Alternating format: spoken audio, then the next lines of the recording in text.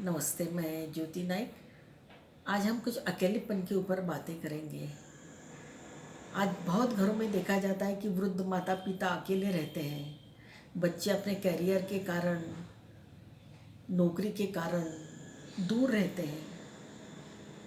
इतने दूर चले जाते हैं कि कुछ बच्चे वापस ही नहीं आना चाहते और कुछ बच्चे वापस आना चाहते हैं लेकिन अपनी जिम्मेदारियों के कारण, अपने परिवार के कारण आ नहीं पाते।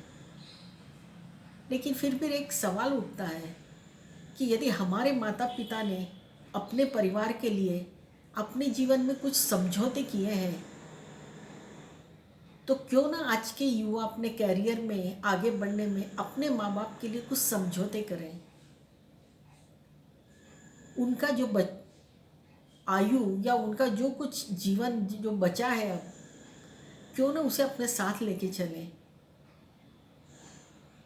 वो कैरियर कि जहाँ केवल खुद का विचार हो अपने बच्चों के लिए, और ऊंचाइयाँ छूना चाहिए आदमी ने, लेकिन कितनी अपनों को छोड़कर छूती ऊंचाई का क्या फ़ायदा।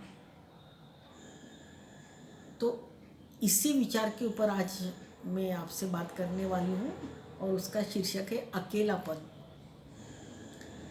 हमारे बगीचे में बहुत पेड़ गमले लगे हुए थे, हरे भरे चारों तरफ। एक दिन घूमते घूमते मैंने देखा कि एक कोने में दूर एक गमला रखा हुआ है, थोड़ा सा मुरझाया हुआ है।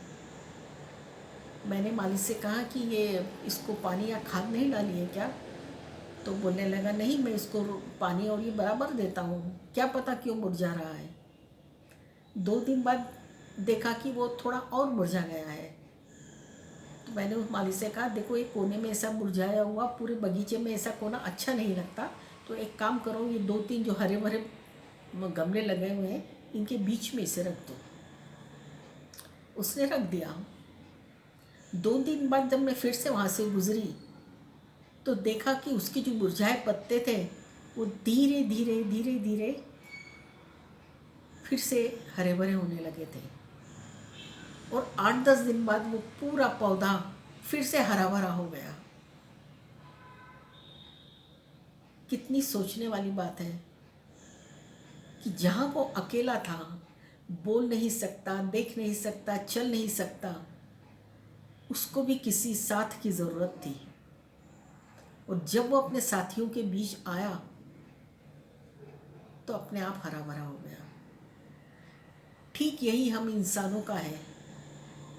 हमारे बुज़ुर्ग के साथ भी यही सब हो रहा है, और ये मैंने तब बहुत शिद्दत से अनुभव किया जब माँ जाने के बाद बाबा की तकलीफ़ मैं देखती थी।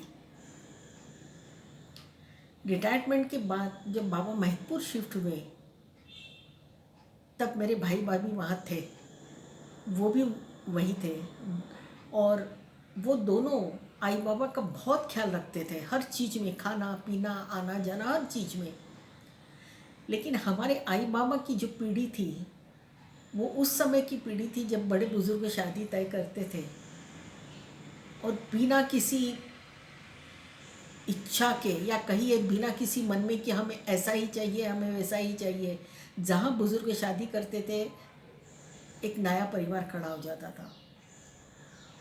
और हमारे आई ने हमारे बाबा का इतना ख्याल रखा, हम बच्चों का या हमारे पूरे परिवार का, कि जाने अनजाने बाबा धीरे धीरे धीरे धीरे आई के ऊपर डिपेंडेंट होते गए। उनका खाना पीना, उनकी पसंद, सब आई बहुत ध्यान रखती थी। रिटायरमेंट के बाद जब बाबा वापस महतपुर में शिफ्ट हुए तो फिर आई का ध्यान रखने का सिलसिला और बढ़ गया। वो उनका खाने का, या भाभी को भी बोलते आज बाबा के लिए ऐसा बनाओ, आज बाबा के लिए, या दोनों गप्पे मारते बाहर बैठे रहते थे, या दुनिया भर की अपने बेटों बेटी की, बहू की बातें, नाती पोतों की बातें करते रहते, सुबह शाम बाहर बैठना, इस तरह उनका वक्त अच्छा जा रहा था। लेकिन आई हार्ट पेशेंट थी, उसको पेस मेकर लगा था, धीरे धीरे धीरे धीरे उसकी तबीयत बिगड़ती गई और वो नहीं रही। जैसे जीवन है चलता रहता है, वैसे हम सभी धीरे धीरे अपने जीवन में आगे बढ़ने लगे। लेकिन बाबा वो जीवन साथी के जाने का गम भुला ही नहीं पा रहे थे। भाई भाभी उन्हें हमेशा उनके साथ बैठते, बातें करते, सब उनको कहते, और वो भी कभी हमें उन्होंने दर्शाया नहीं कि उन्हें आय की कमी महसूस हो रही है। लेकिन वो अंदर के अंदर कहीं थे, घुल रहे थे धीरे धीरे, हंसकर बातें करते, पर लगता उनका ध्यान कहीं और है। हम भी जानबूझकर आई की बातें नहीं करते थे, सोचते कि शायद आई का नाम ले तो उनको और बुरा लगेगा। इस तरह दिन धीरे धीरे जा रहे थे। जब भी कोई बाहर फंक्शन होता, हम बाबा से कहते कि चलो हम साथ में जाएंगे। उनका एक जवाब होता था कि नहीं, मैं नहीं जाऊंगा। क्यों? तो उस क्यों का जवाब था कि संध्या इस घर में अकेली रह जाएगी। यदि मैं चला गया तो वो यहाँ मुझे ढूंढती रहेगी, और केवल इसी भावना से वो अपने आखिरी समय तक कभी महपुर से बाहर ही नहीं गए। हम उन्हें हमेशा कहते, आप खुश रहो।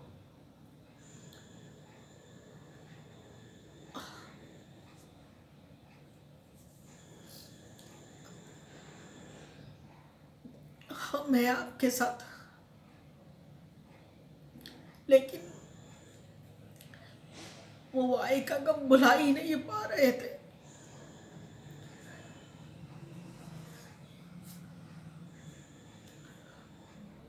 उन, उनका वो जो अकेलापन था, वो आ, आज भी महसूस करती हूँ तो नींद नहीं आती। सोचती हूँ कि उनके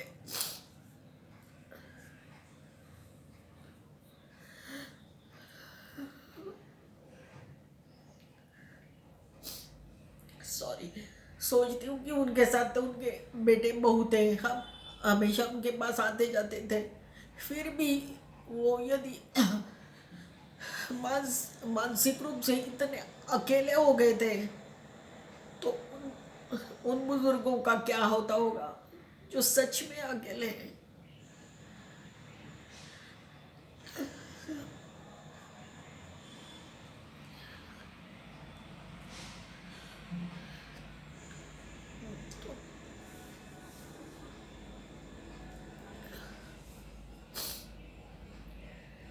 तो मेरा आज के युवाओं से एक निवेदन है कि सोचिए, कल यदि आप इस दौर में आए तो क्या होगा। तो कुछ समझौते कीजिए और अपने बुजुर्गों के साथ रहिए, उन्हें अकेला मत छोड़िए। धन्यवाद।